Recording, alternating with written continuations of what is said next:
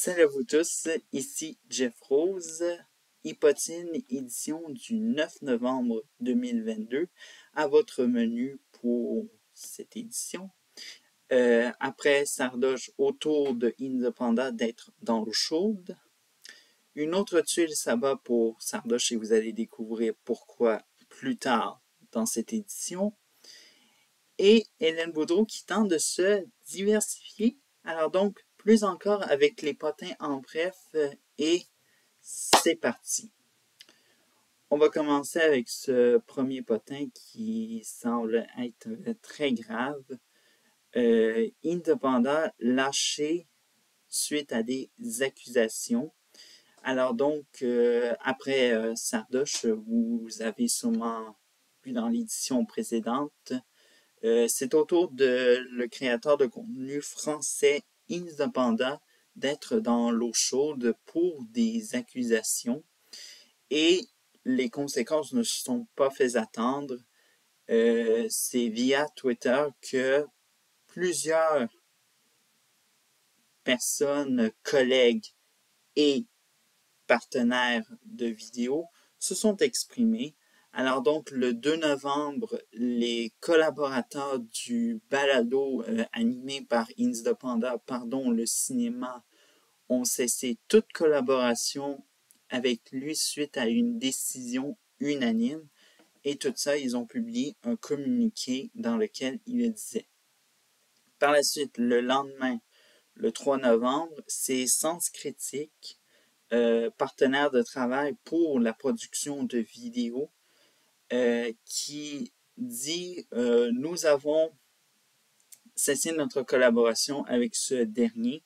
Alors donc, les conséquences ne se sont pas fait attendre et il faut savoir que Independant c'était connu du milieu, évidemment. Alors donc, il était accusé d'abus et de viol. Évidemment, le premier témoignage qui concernait Independant remonte en 2016. Alors donc, la victime a expliqué dans sa série de tweets en détail son agression et comment Independant s'en prenait, évidemment, et procédait un peu à ses agressions, évidemment.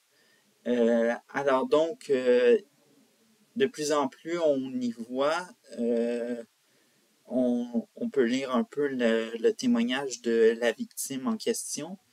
On apprend que la victime est tombée en syndrome post-traumatique, car elle ne comprenait pas qu'est-ce qu'elle avait vécu, évidemment, et bien sûr, plus tard, elle a pu comprendre qu'il s'agissait d'une agression. Bref, alors donc, Independant qui fait face à ses responsabilités et qui est dans le show. Bref. On va maintenant au deuxième potin qui est un autre très chaud. Alors donc, il s'agit de Sardoche qui est écarté du Moulgoul Chessboxing Championship. Alors donc, petit rappel, Kyria, ex de Sardoche, qui a exposé une relation entre lui et une mineure dans une série de tweets. On a pu apprendre le 5 novembre, et c'est une autre tuile, que le créateur de contenu français est écarté du Mogul Chessboxing Championship qui est organisé par le créateur de contenu américain Ludwig. Et Ludwig s'explique en disant, sans communiquer sur Twitter ou aucune autre plateforme, dit qu'il fut mis au courant de ce qui s'est produit dernièrement et a décidé de totalement l'écarter de l'événement. Mais toutefois, il n'y a pas eu de comme retravail de la vidéo de promotion. Tout ce qu'on peut savoir, évidemment, c'est que Sardoche devrait faire face à Top, qui est un autre créateur de contenu, et c'est un peu tout. Alors donc, pour le reste, évidemment, l'événement n'est pas annulé. Alors donc, le Mughal Chess Boxing Championship, excusez-moi, se déroulera le 11 décembre prochain au Garland Center à Los Angeles. On passe maintenant au troisième potin, qui est Hélène Boudreau tentait de se diversifier, évidemment. Alors donc, on connaît Hélène Boudreau comme créatrice de contenu, mais créatrice de contenu du contenu pour adultes sur OnlyFans. Et dernièrement, elle nous a épatés en sortant une vidéo de divertissement, dont celle-ci, Choisis la bonne boisson mystère avec Jesse Jones. Donc, vous le savez, le couple, évidemment. Mais évidemment, cette vidéo a fait sensation sur le web, particulièrement au Canada. Et la chaîne YouTube de Hélène Boudreau, qui est totalement, disons-le, très peu utilisée par elle, et de plus en plus, on pourrait dire qu'il y a eu 2 vidéos qui ont été publiées au mois d'octobre, dans lesquelles que, bon, évidemment, on tente de peut-être diversifier son contenu, évidemment, et peut-être se rapprocher plus du public général. Mais bref, en tout cas, pour tous ceux-là qui veulent voir la vidéo, eh bien, elle sera en lien au haut de la vidéo et tout ça, dans le i. Bref. Maintenant, on passe au potin en bref, et ça commence avec Amy-Jade Gravis et Olivier Dion qui officialisent leur couple et tout ça. Alors donc, c'est dans un statut Instagram que Gravis a officialisé avec la fameuse phrase « I guess it's official now ». Bref, alors donc, on peut dire que tout dans la phrase, même si ce n'était pas en français, on peut dire que c'est confirmé et tout ça. Confirmé. Et bien sûr, quoi de mieux comme première sortie publique au gala de la disque. Alors donc, les deux, la créatrice de contenu et le chanteur, il faut savoir que cette relation était, disons-le, planait depuis l'été. Alors donc, on peut dire que maintenant, il n'y a plus de suspense dans l'air et tout ça. Alors donc, c'est confirmé pour eux. Alors donc, nous sommes très fiers. Nous sommes très fiers pour eux. Et bref. Alors donc, on passe maintenant à Occupation Double. Alors donc, Freeman qui penche de plus en plus maintenant pour Virginie. Alors donc, il faut savoir que, comme vous le savez, dans la dernière édition, Freeman Sensei, créateur de contenu et candidat pour la télé-réalité d'Occupation Double Martinique, a eu la surprise de voir Coralie Maillard embrasser un autre garçon, un autre homme que lui. Bref. Alors donc, bien sûr, il y avait Virginie qui avait un faible pour lui et bien sûr, ça a été le bon moment pour faire des rapprochements entre lui et la candidate en question. Bref, alors donc c'est dans une soirée thématique pirate qu'on a semblé lors d'une discussion tête à tête qui semble s'entendre aller vers de l'avant. Mais bien sûr, phrase, on pourrait dire presque cassante. Alors donc, évidemment, c'était presque parfait jusqu'à ce qu'il y ait la vérité, l'activité vérité conséquence.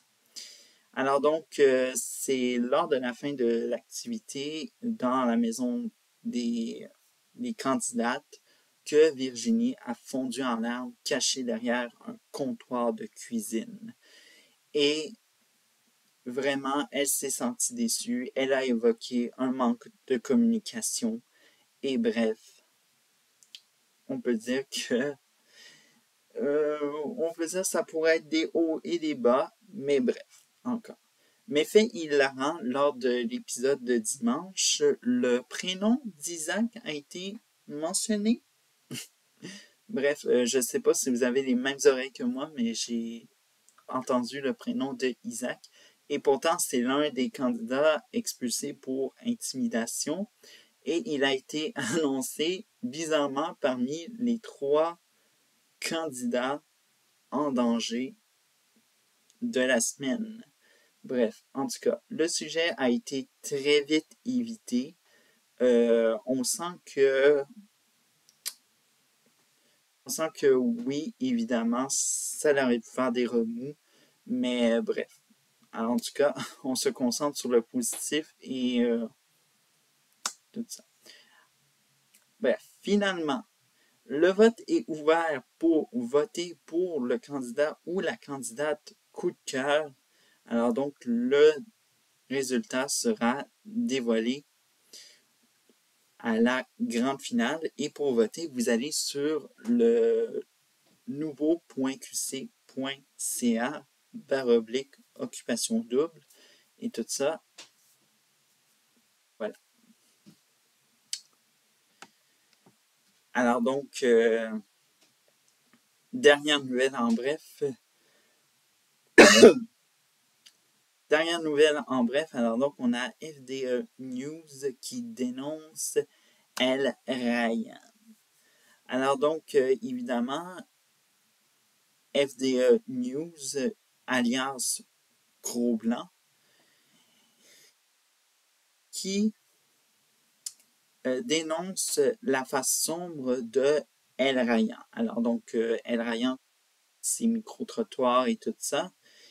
Et bien sûr, il a évoqué, bien sûr, de tout plein de choses dans une vidéo qui serait une partie 1 et potentiellement une partie 2 qui pourrait arriver dans les prochains jours. On ne le sait pas quand. Alors donc, évidemment, il a été question d'escroquerie et tout ça. Alors donc, El Ryan qui ferait potentiellement de l'escroquerie, c'est ce que laisse présager Gros Blanc. Dans un commentaire de la vidéo de FDE News qu'on va mettre en lien pour plus en savoir, on peut voir dans un commentaire l'auteur du commentaire en question qu'il affirme avoir perdu 300 €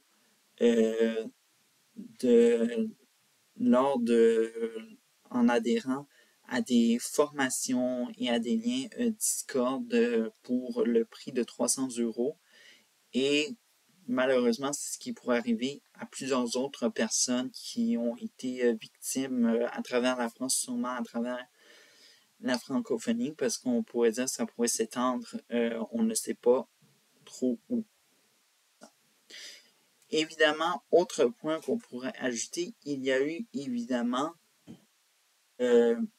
chantage entre les deux et tout ça. Alors donc, El Ryan qui aurait fait preuve de chantage envers Gros Blanc en disant que il aurait du matériel compromettant, donc des photos ou des vidéos, je ne me souviens plus, mais en tout cas, tout est en détail dans la vidéo que je vais partager en lien dans le i et tout ça. Et il faut évidemment savoir que Gros Blanc n'écarte pas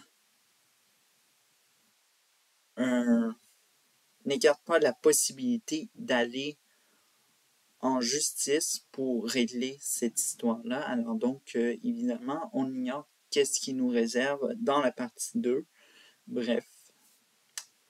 Eh bien, voilà qu'est-ce qui conclut ce Hypotine de l'édition du 9 novembre de 2022. Mon nom est Jeff Rose. Je vous retrouve mercredi prochain pour une autre édition d'Hypotine. Ou sinon, à la prochaine vidéo. Ciao!